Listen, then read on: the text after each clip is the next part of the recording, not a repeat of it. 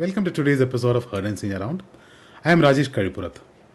This is my take on macroeconomic and geoeconomic data points, which I find interesting. I hope you enjoy watching it as much as I enjoyed curating it. Cheers. I'm not afraid of computers taking over the world. They already did, and they're terrible at it. Douglas Adams. A committee is a cul-de-sac down which ideas are lured and then quietly strangled.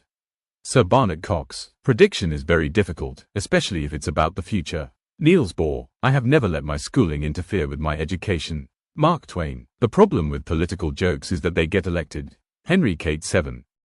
So yes, Kevin Warsh is set to be the new Fed chair, a name long pushed by Donald Trump. The silver lining, the Fed is a committee and not a throne.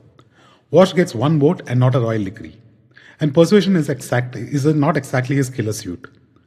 Why markets still call him hawkish is simpler, the balance sheet. Warsh has openly argued in the past for a radical shrinkage, and in a $31 trillion US economy, liquidity isn't a luxury, it's a plumbing. Bridge it too aggressively and you tighten conditions, even if rates don't budge. Remember the holy trinity of modern finance: low rates, liquidity and leverage. Pull hard on one leg and the whole thing wobbles. In all my years of working in financial markets, I've never seen the markets so split about a Fed chair candidate. Interesting times ahead. Gold and silver did not crash because the world suddenly felt safe. They fell because Kevin Warsh entered the Fed chat. Or so it seems. Markets read him as less friendly to rate cuts, US yields popped, the dollar firmed up, and non-yielding metals instantly lost their party invite. I can give you a few more smart-sounding reasons, like the setback to the dollar debasement trade and so on. The fact is, after a near vertical rally, this was classic positioning plus profit booking. Everyone was long, leverage was high, and when the narrative wobbled, the exits got crowded. Silver being silver exaggerated the move, 31% down is just a way of saying hello. Big picture, nothing structurally broke. Geopolitics, tariffs, fiscal dominance and debt don't vanish overnight. Volatility is the price of admission into this trade. Trend intact, seatbelts mandatory. IMF keeps revising global growth up and has been doing it since April 2025. And markets look at that as a lullaby. Tariffs, geopolitics, shocks, priced as tiny reversible tremors. So 2025 looks calm, almost boring, both in GDP prints and returns. But that calm was held together by two big top-down forces doing the heavy lifting. They did not solve problems, they delayed them. As those supports weaken, 2026 is shaping up less May and more messy. Wider dispersion, higher volatility and a more fragmented global playbook. In short, the past looked quiet because the noise was deferred. The Bloomberg Commodity Index is going vertical, but energy is just standing in the corner. This rally isn't about oil or gas, it's metals, agri-commodities and supply chain stress doing the heavy lifting.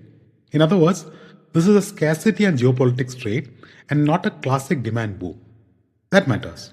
Inflation pressure is coming from unexpected places, while energy, usually the loudest macro signal, is unusually quiet. If energy eventually joins in, this gets messy. If not, policymakers still have a problem they'd never modeled for. Same inflation risk, different culprit. Trade surpluses look impressive, but they're not all created equal. China and Germany dominate on scale, Ireland and Singapore punch way above their weight, and oil exporters remind us that hydrocarbons still pay the bills. But here's the catch. A surplus is often a mirror image of someone else's deficit, and politically that's combustible. As global growth fragments, these imbalances stop being accounting quirks and start becoming trade policy targets. In a world turning inward, running a big surplus isn't just an economic flex, it's a diplomatic liability. India's car market in 2025 isn't competitive, it's concentrated. Maruti alone controls about 40%, more than the next three combined. Mahindra and Tata are the only credible domestic challengers, riding SUVs and EVs, while Hyundai holds steady. The surprise? Global giants fading fast. Honda, Renault, VW, Volkswagen, marginal players in what's now a scale and localization game. India isn't short on demand, it's ruthless on cost, distribution and patience. Miss one and you're out of the driveway. In a decade, Indian savings quietly changed careers. Cash and deposits fell from 63% to under 50%, while mutual funds more than doubled and direct equity kept creeping up. This isn't just optimism, it's necessity. Low real returns pushed households out of the comfort zone and into risk. But note the nuance. India did not abandon safety, It's just diversified curiosity.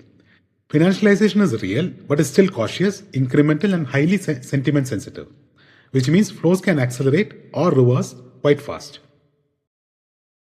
India's defense exports did not just grow, they launched. Up 207% since FY21, touching 25,800 crores by FY26, with a 50,000 crore target now firmly on the horizon. This isn't about selling surplus hardware, it's about scale, credibility, and geopolitics converging. Global supply chains want alternatives, budgets are shifting, and India is quietly moving from buyer to builder. If execution holds, defense stops being a cost center and starts becoming an export engine.